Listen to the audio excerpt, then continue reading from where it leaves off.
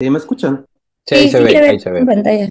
Perfecto. Buenas noches a todos. Mi nombre es Jesús Montero y bajo la tutoría de la doctora Teresa Valdés realizamos este estudio titulado Cambios vasculares en la enfermedad de BKH evaluado por angiografía por tomografía de coherencia óptica.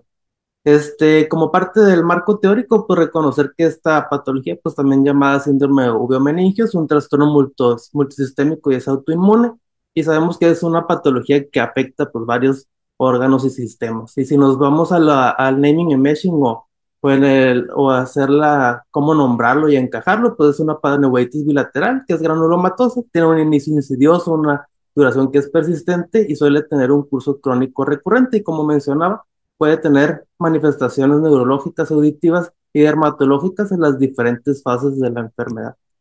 Es una patología que epidemiológicamente va a tener ciertas variantes. La parte geográfica y étnica juegan un papel muy importante. Va a ser más frecuente en razas pigmentadas y vemos que en países asiáticos la frecuencia va del 6.8 a 9.2% y en el área que más nos corresponde, que es en nuestro país, el 2.4%. Hablando de la predisposición o predilección por sexo, pues más frecuente en mujeres 2:1 y suele encontrarse en la de rango de edades de entre los 20 a 50 años de edad. Ya en 2001 veíamos la clasificación o los criterios que nos proponía la Sociedad Americana de Uveitis, y ahora el SONO en 2021 pues nos propone dividir un poquito más práctico la enfermedad en aquellas enfermedades que tienen datos tempranos y aquellos datos que son tardíos. Dentro de los tempranos encontramos dentro de los criterios la evidencia de la enfermedad de Arada, que es la parte clásica de estos experimentos serosos exudativos, que sea una panuveitis que tenga estos datos que sean neurológicos principalmente, y agregándose posteriormente, vamos a ver en fases tardías, la parte de cutánea. Y obviamente tendríamos que descartar en estos pacientes, es importante, la parte de sífilis y pues sarcoidosis, ¿no? Y esos son los criterios igual de son para los estadios tardíos que tendría que cumplir pues con esto, que haya tenido la fase temprana, que sea el fondo característico en atardecer y pues los cambios cutáneos que les comentaba previamente. Ya igual, de igual forma, la Sociedad Americana de Bates, según la cronología de la enfermedad, dividió en cuatro fases: una fase prodrómica, una fase ubéitica aguda, fase de convalescencia y la fase crónica recurrente. Y eso es importante porque nuestro trabajo de estudio pues, va a analizar estas diferentes fases, ¿no? Hablando un poquito de lo que es el angio-OCT, sabemos que es una técnica que no es invasiva, nos permite evaluar la microvasculatura de la retina, permite hacer segmentaciones tanto de capas de la retina como de la coroides, y pues es una técnica inocua, es la luz láser que refleja el movimiento de los eritrocitos, se realizan múltiples A-scan y pues es lo que nos va a generar los diferentes B-scan, ¿no? La pregunta de investigación es cuáles son los hallazgos en la perfusión vascular mediante el angio-OCT en las distintas fases de la enfermedad de Boko-Yanagi-Arada. La justificación es que contamos con una amplia variedad de multimodalidad, tanto en la parte de retina y nuestra parte de enfermedades inflamatorias, pero utilizan medios de contraste como es el verde endosanino y la proteína. Se han considerado como estándar de oro para el diagnóstico, seguimiento e incluso pronóstico de diversas enfermedades, pero hay que recordar que tiene efectos adversos su uso, desde la anafilaxia, incluso llegar al paro cardiorrespiratorio, que es la parte más temida.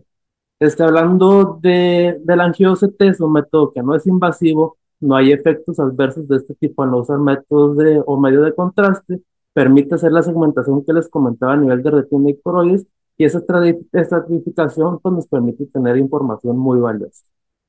La hipótesis de este estudio, al ser una encuesta descriptiva, pues realmente no lleva una hipótesis por la naturaleza de este estudio.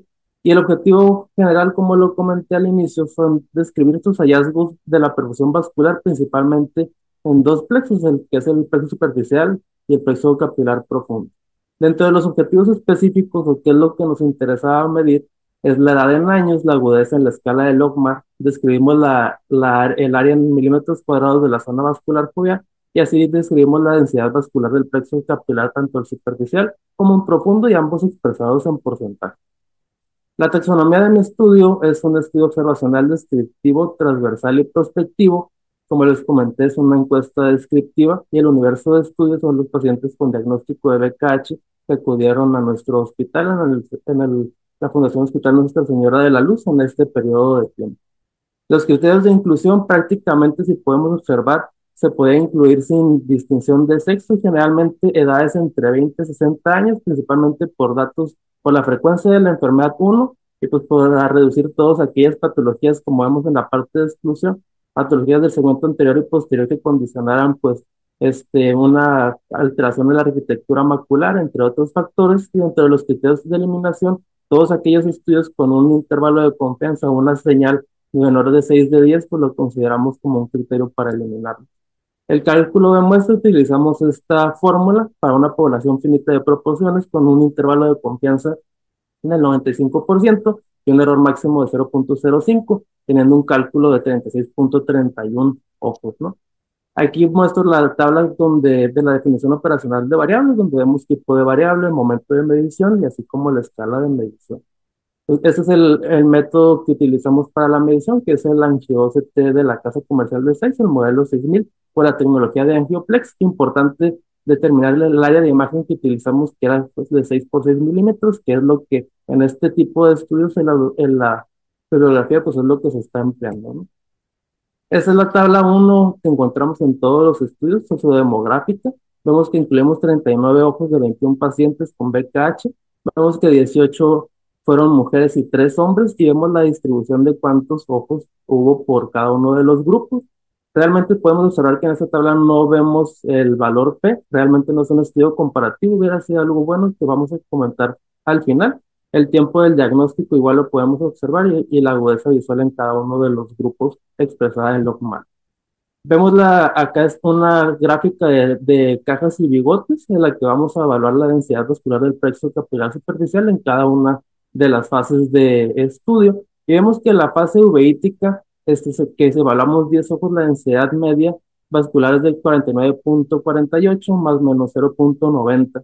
En la fase convaleciente, pues que fueron 16 ojos, la densidad vascular media fue de 49.95 y en la fase crónico recurrente, que son 13 ojos, pues la densidad vascular de 48.24 más o menos 2.21%. Hablando de la densidad vascular del plexo profundo, podemos observar igual la media que ronda en el 45.7 y vemos ahí los intervalos máximos y mínimos ahí expresados en la parte de los bigotes. En la fase convaleciente vemos que la densidad vascular media fue de 48.5% y en la fase crónico recurrente de 47.5, ¿no?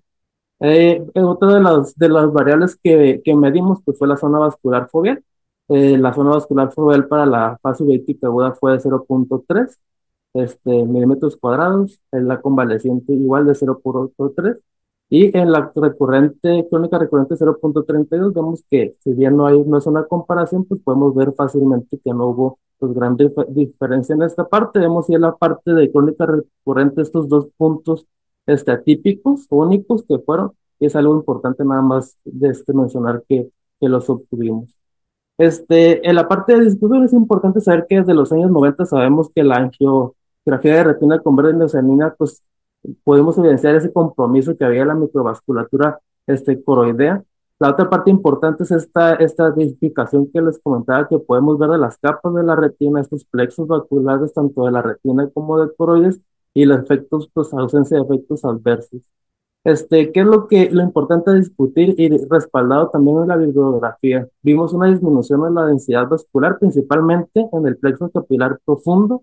Ya se ha descrito en otras patologías y no lo hace exclusivo del BKH, pero la hipótesis propuesta en la mayoría de la bibliografía es esto, que esta inflamación a nivel coroidea pues nos produce una isquemia secundaria por la contigüidad por este proceso inflamatorio, ¿no? Y respecto al plexo capilar, si bien observamos que hubo algunos cambios discretos, pues no hubo una diferencia tan estrecha en las distintas fases de la enfermedad. Y esto, la hipótesis que ronda, pues que no hay una relación tan estrecha con la coroides y por eso no se vería esta alteración tan marcada, ¿no? Limitaciones que me gustaría mencionar de mi estudio, obviamente tener un mayor número de muestras, establecer estas relaciones significativas de los datos obtenidos al tener una mayor muestra. No hay un grupo control con grupos sanos que sería lo ideal para este tipo de estudios. Obviamente un periodo de seguimiento más amplio y seguir al paciente idealmente desde su fase uveítica aguda a lo largo de la cronología de esa enfermedad para ver cada paciente cómo se comporta, ¿no? y analizar esa correlación de las densidades vasculares en cada una de las enfermedades del mismo paciente.